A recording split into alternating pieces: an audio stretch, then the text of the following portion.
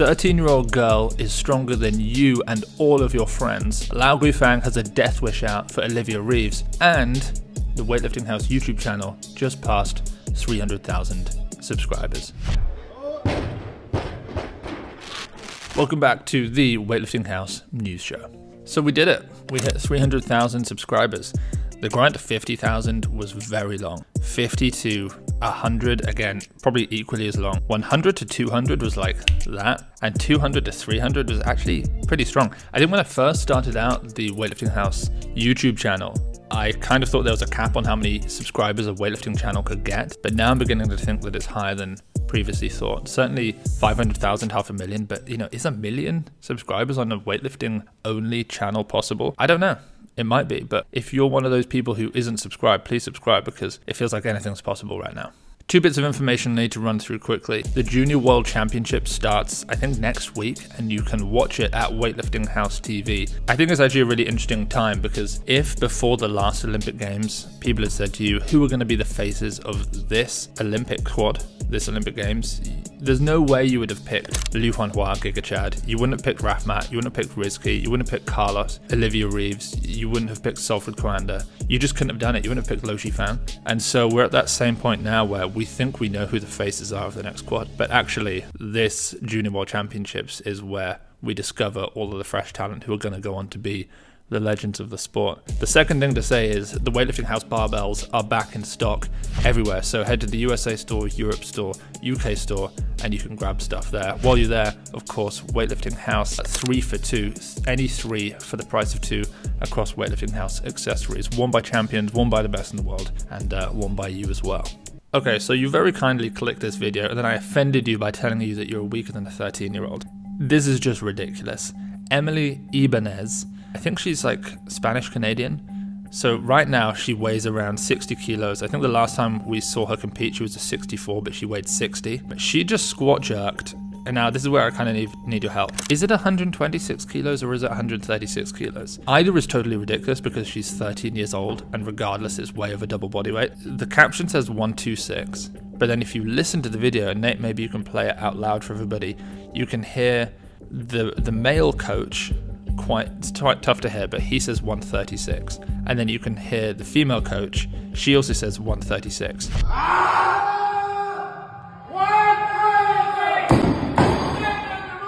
A new world record, 126.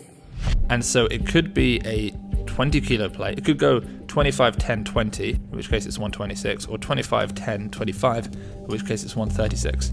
They also say new world record. So when you go through world records in the seniors, juniors, or youth, 136 and 126, neither of them are a kilo over any of the youth, junior, or senior world records. So I'm confused. I mean, I'm sure it is no doubt a youth world record in some capacity. If it was 136, it would be.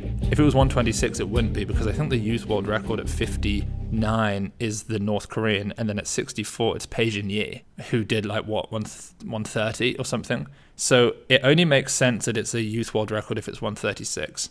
So what is it? I don't know. Anyway, if you don't know Emily Ibanez, she's going to make you feel weak for quite a few more years. She just hit a 165 kilo back squat as well, which when I think about how heavy that used to feel on my back, I say used to because I just don't really push weights heavy anymore, but that is outrageous that she did that. I've seen her clean 110 for a double. I think she hang snatched 98 kilos recently.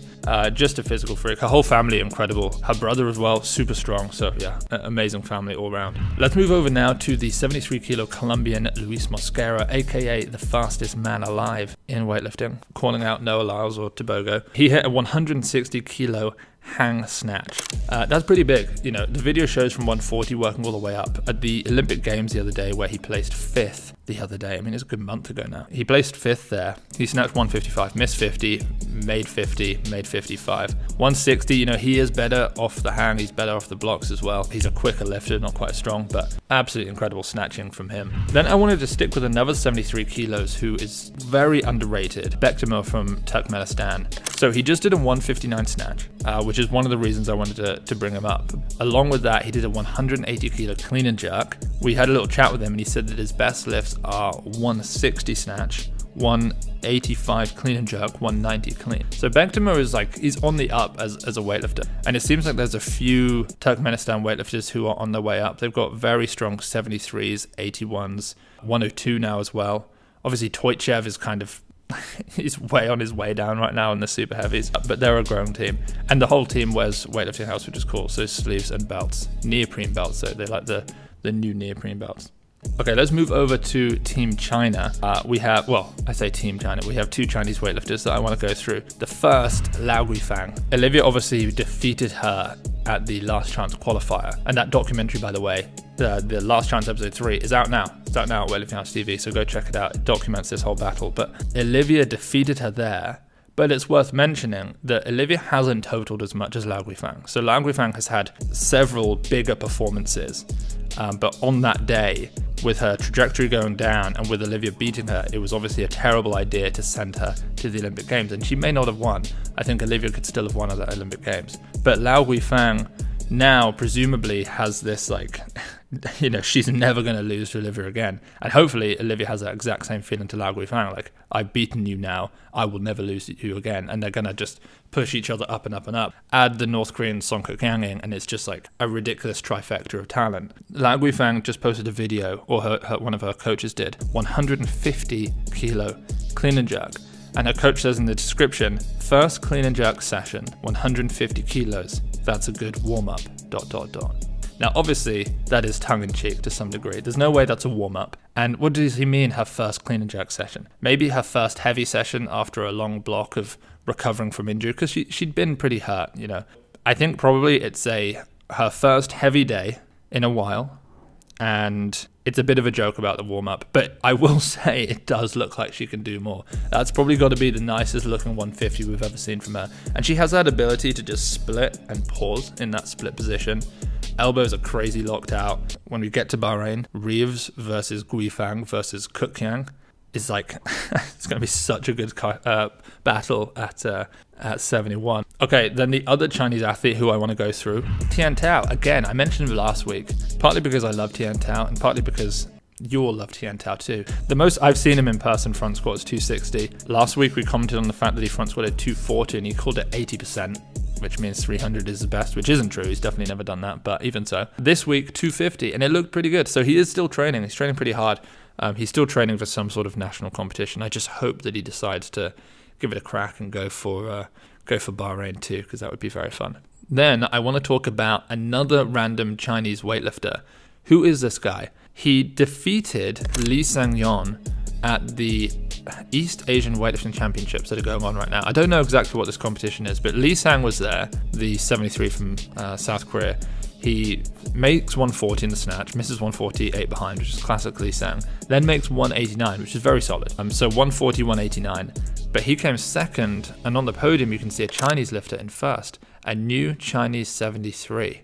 I guess they have to start releasing their second wave of weightlifters, right? Because, you know, Sang-yeon is not going to go to the World Championships. I mean, no, he's just not. He's just not. I mean, it's just wishful thinking to think that he's going to keep going.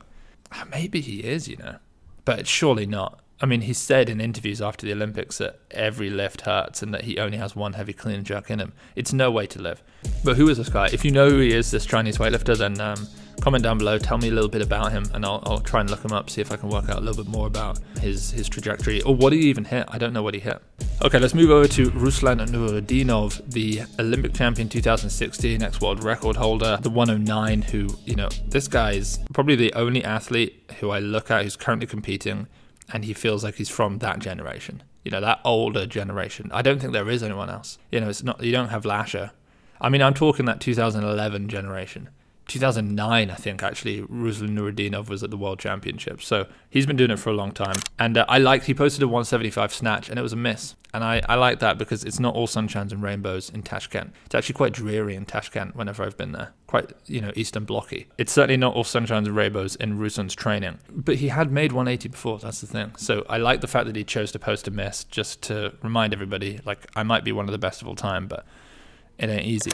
245 front squat double. Yeah, he is definitely one of those guys whose strength is coming down. He's just relying on technique. He's lost some speed as well. 245 front squat double, which is crazy that he jerked 250 kilos back in the day. Nate, can we get the 250 up so people can see? Because I think you guys would like to see the 250.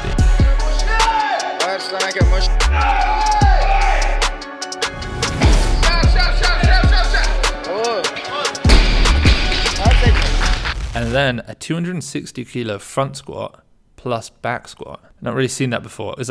I'd love to know, is that just like a funny thing that he's doing? But you know, he did it for social media type of thing. Or are the Uzbeks programming that in? Because yes, there's some logic to it. Like, it makes the back squat harder relative to what it would have been because you've pre-fatigued. But like, it's kind of weird training. I don't know, but I thought it was fun to see. 260 front squat plus back squat. Okay, one more athlete and then we're doing some stats. Rezi Davitadze. Do you remember him, the Georgian 89? He's back. He disappeared for a while. You know, there was that whole thing going on about how some of the Georgians were testing positive, and then Team Georgia was really scared that it was going to pull them out of the Olympics because of too many positives, and then Lash wouldn't be able to go. So then they started pulling all of their athletes out, and then Rezi had these injuries as well that were causing him problems. Well, anyway, he's back, in training at least. Hopefully he'll be at the World Championships. He did a 170 power clean plus push press plus power clean plus jerk. It's a tongue twister, but he did it. Who knows what that means? I mean, I just don't think he's going to be sort of podium at Worlds. I feel like that 89 kilo category has pushed on a little bit too much. You know, he was always like on a great day, like top-notch day. We're talking 173, 205. Whereas these days, to be a medalist, you got to be 175, 210 at least, kind of that level. So, but still, it's good to have him back.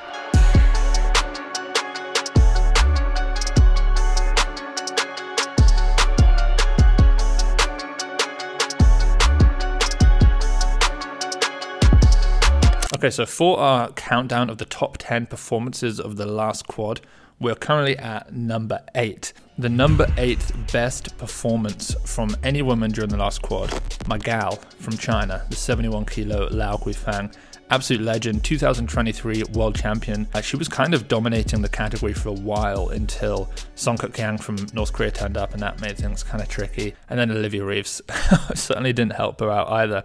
Anyway, at the World Championships, she snatched 120 kilos, clean and jerked 153 kilos for the world record, hit a 273 kilo world record total at the time. That's a 334.78 Sinclair, so shout out to Liao Guifang, she's looking very good.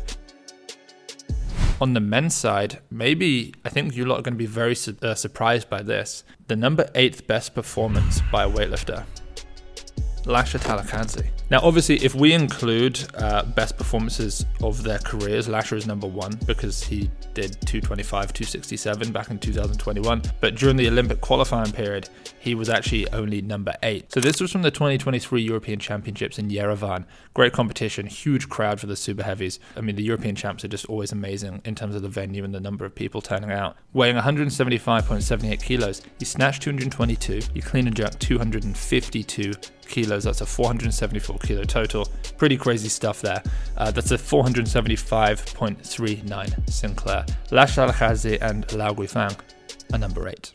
Then the final thing I want to do is I want to run through Fabin's stats, because I'm posting all of these stats cards of the Olympic champions up on the Weightlifting House Instagram page. Go and follow if you're not already. I most recently did his, and he's absolutely insane. You can see his percentage of makes, and you know, he's a 2-time Olympic champion now, multiple world champion. The thing that I wanted to mention was he's on a win streak at the moment. He has been undefeated for his last 12 competitions, and that includes the Olympic Games. So if you run back his last 12, he's undefeated. So here's the caveat. It's actually 11, because there's a competition in there. It was the Grand Prix in Qatar from less than a year ago, where he turned up and he snatched, and he won the snatch. And then he thought, you know what, I feel like I might get hurt. I remember being there, I was in the back room, and he just said, I can't be bothered. So he just didn't continue clean and jerking. He didn't lose, but he did really. But you know what I mean? He lost, but he wasn't defeated. I know that's like a weird semantics, but that's how I kind of feel. So no one has beaten him in a full snatch and clean and jerk off. I won't say that again. In 12 competitions. I think it's been since the 2019 World Championships in Thailand, which is the first time I saw him. So absolutely amazing. The guy's a legend. Yeah. Anyway, if you like the Weightlifting News Show, then please subscribe. hit like, give me some comments, and let's grow this bad boy up to 400,000. Appreciate you tuning in, and we'll see you all on the next one.